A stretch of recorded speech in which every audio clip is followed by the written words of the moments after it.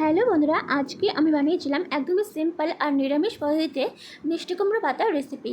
তো বন্ধুরা, তোমরা সবাই কেমন আছো? আশা করি ভালো আছো, আর আমিও অনেক ভালো আছি।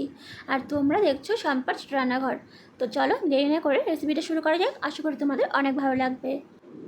তার জন্য দেখো, এখানে আমি মিষ্টি কুমড়ো পাতা নিয়ে নিয়েছি। এটা কিন্তু আমাদের গাছেরই। তো এখন এটাকে ভালো করে কেটে নেব। তো দেখো, মিষ্টি কুমড়ো পাতাগুলোকে আমি ছোটো ছোটো করে কেটে নিয়েছি আর জল দিয়ে ভালো করে ধুয়ে নিয়েছি। আর সাথে নিয়েছি আলুগুলোকেও কিন্তু আমি ছোটো ছোটো করে কেটে নিয়েছি। এখন বসিয়ে দিলাম একটা কড়াই, আর কড়াইতে দিব সর্ষের তেল। দিয়ে তেলটাকে একটু হালকা গরম করে নিয়ে আমি এখানে ফোড়নে দিলাম একটা শুকনো লঙ্কা। শুকনো লঙ্কাটাকে একটু হালকা লাল লাল করে ভেজে নিব। ভেজে নেওয়ার পর এখানে আমি ফোড়নে দিব সামান্য পরিমাণে কালো জিরে। এখন এখানে আমি প্রথমে আলুগুলো দিয়ে দিব। আলুগুলোকে একটু হালকা ভেজে নেব। তো দেখো, সমস্ত আলু দেওয়া হয়ে গেছে, এখন ভালো করে ভেজে নিতে হবে। আর বন্ধুরা, তোমাদের যদি আমার রেসিপিগুলো ভালো লেগে থাকে তো প্লিজ একটা লাইক, কমেন্ট, শেয়ার আর সাবস্ক্রাইব করে তোমরা আমার পাশে থেকে যেও। আর পাশে থাকা বেল বাটনটা প্রেস করে দিও, যাতে যখনই আমি পোস্ট করবো তোমাদের কাছে সবার প্রথমে পৌঁছে যায়। তো দেখো, আলুগুলো ভাজা হয়ে গেছে, এখন এখানে আমি শাকগুলোকে দিয়ে দিচ্ছি। তো দেখো, সমস্ত শাক দেওয়া হয়ে গেছে, এখন শাকগুলোকে একটু হালকা নেড়ে চেড়ে নিব। তারপর এখন আমি দিচ্ছি 4টের মতো কাঁচা লঙ্কা। লঙ্কার পরিমাণটা অবশ্যই তোমরা বুঝে দিবে, কে কেমন ঝাল খাও সেই অনুযায়ী। দিলাম সামান্য পরিমাণ লবণ, আর দিয়ে দেবো হলুদ গুঁড়ো।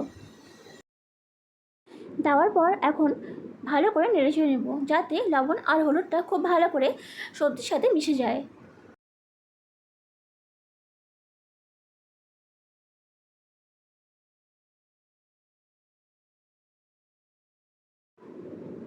তো দেখো, ভালো করে নেড়ে চেড়ে নিয়েছি। এখন দিলাম সামান্য পরিমাণে জল।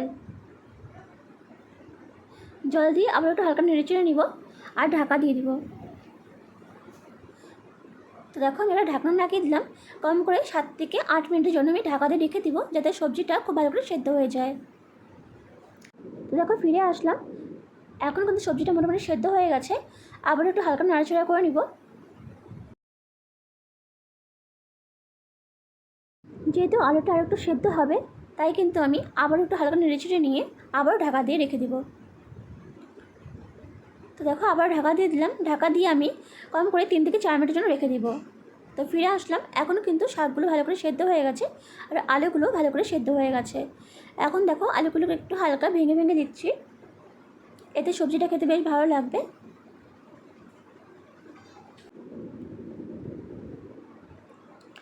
এখন ভালো করে নেড়ে চেড়ে নিব, আর ঢাকা দিব না। এখন ভালো করে একটু ভাজা ভাজা করে নিব।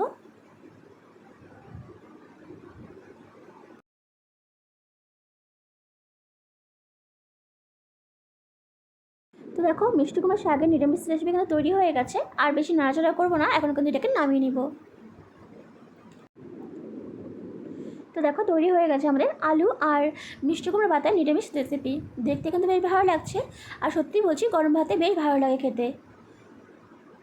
তো বন্ধুরা, রেসিপিটা কেমন লাগলো অবশ্যই জানাবে। আর যদি ভালো লেগে থাকে তো প্লিজ একটা লাইক, কমেন্ট, শেয়ার আর সাবস্ক্রাইব করে তোমরা আমার পাশে থেকে যেও।